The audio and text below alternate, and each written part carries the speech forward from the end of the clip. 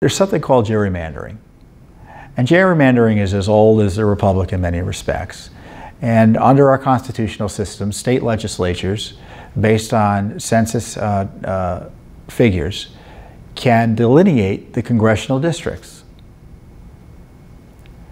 Now, as you might imagine, there's always controversy there. You can't do it based on race or other improper motives. And the question is, how partisan and how bad can the districts look in terms of the way, think of gerrymandering is based, I think, on, if my memory of history is correct, there was a Governor Jerry, or Gary as he was originally called, who came up with one of these districting schemes, and someone said that looks like a salamander. One of the districts. It was up in Massachusetts. And so they combined Gary and salamander to be gerrymandering. And President Ronald Reagan, it was always a cause of his to get better congressional districts, a better process for ensuring honest congressional districts. Now, Judicial Watch has been involved in this because Maryland is one of the worst congressional gerrymanders in the country right now. You can Google the congressional districts of district map of Maryland, and you'll see. Just think of the state of Maryland or just any other plain old state, and imagine a district starting in the far left corner and then snaking down to the furthest southern part of the state. It goes from the Maryland there's one district that goes from the Maryland Panhandle all the way down to just outside of DC.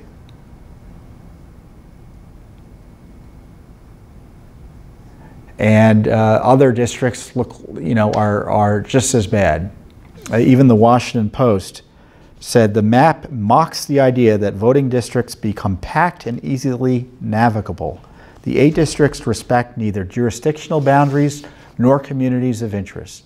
To protect incumbents for partisan advantage, the map has been sliced, diced, shuffled, and shattered, making districts resemble studies in cubism. It's rare that I agree with an editorial in the Washington Post. So Judicial Watch has tried to pursue and challenge that Maryland district map. We were unable to, but someone else has gotten at least to the Supreme Court. And that case was heard earlier this week, or at least the oral arguments took place. Separately, there's a debate in Wisconsin where the lower courts have decided because not enough Democrats have been elected, the districts must be improperly gerrymandered. So the question the courts have, and conservative jurists especially, they don't like to get the courts in the middle of this, what needs to be a legislative back and forth. There's nothing necessarily wrong with partisan advantage being enshrined in gerrymandering and in the creation of congressional districts. That's why you run to control state legislatures. That's the way the process is set out.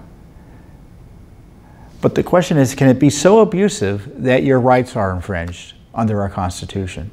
Is it so abusive, as we've said, that it turns into the politicians picking their voters as opposed to voters picking the politicians?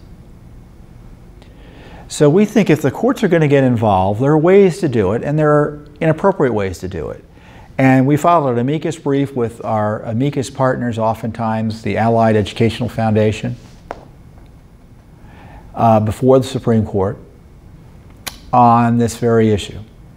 And we've highlighted that if the courts are going to get involved, they just need to figure out a way to make sure that they've got these rules that can be applied fairly across the board. Otherwise, judges are going to be making the congressional districts. And we know they can be as partisan as the state legislators.